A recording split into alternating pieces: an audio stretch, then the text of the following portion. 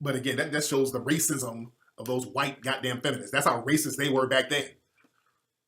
They had to make her sound inferior to them. Because understand, we have to understand, during slavery, even though it was illegal for many of us to read, we still made a way.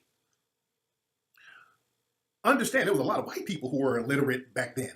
A lot of white immigrants coming over, they were illiterate, they couldn't read, they couldn't write, so they would talk that dumb shit. That's how a lot of them were talking. That's why a lot of Africans who came over, they learned how to talk like that through dumbass white supremacists. Where do you think we learned all that? No, I was going to go to the store. We learned it from dumbass white supremacists. That's not our mother tongue.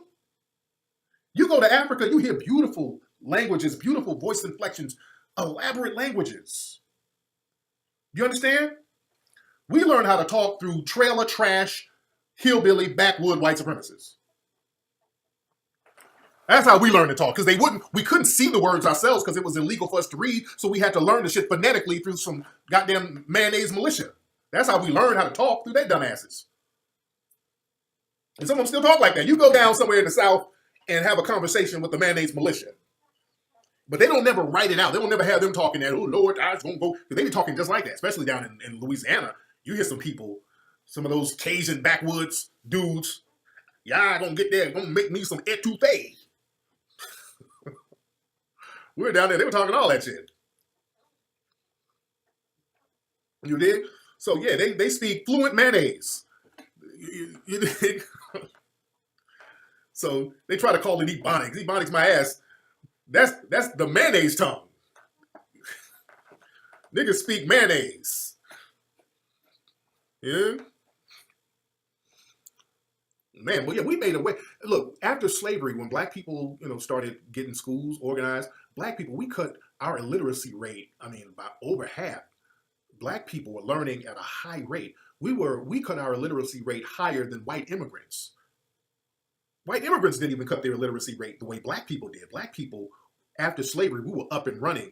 That's what the white supremacists said, oh, wait a minute now, these niggas, wait a minute. These niggas are learning all these languages. These niggas are going to school. These niggas, and we opening up businesses. Because we had all the skills. We working for 200 fucking years for free. We got all the skills. So now, okay, we free? Okay, you ain't going to give us our 40 acres and a mule? All right, that's cool. Well, I'm going to just give me a couple of logs and I'll build a little business here and come holler at me. We started stacking our paper up, cutting our literacy rate. They were like, oh, come on over here, white immigrants. They opened up them gates. We need some more immigrants over here. Come on, shit. They started flooding in them immigrants for the sole purpose of undergirding us. That's why they brought them over here. They needed them to undermine us. And when those white immigrants came over from Europe, they started putting them in all these unions to unionize jobs and positions that cut us off.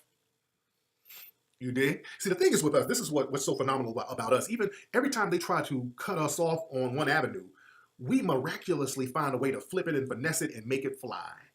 And that's the thing they hate. Nobody has done the shit we've done. We find a way to make it fly and flip it and finesse it, then they got to cut it off again. Let's go back to the Reconstruction era.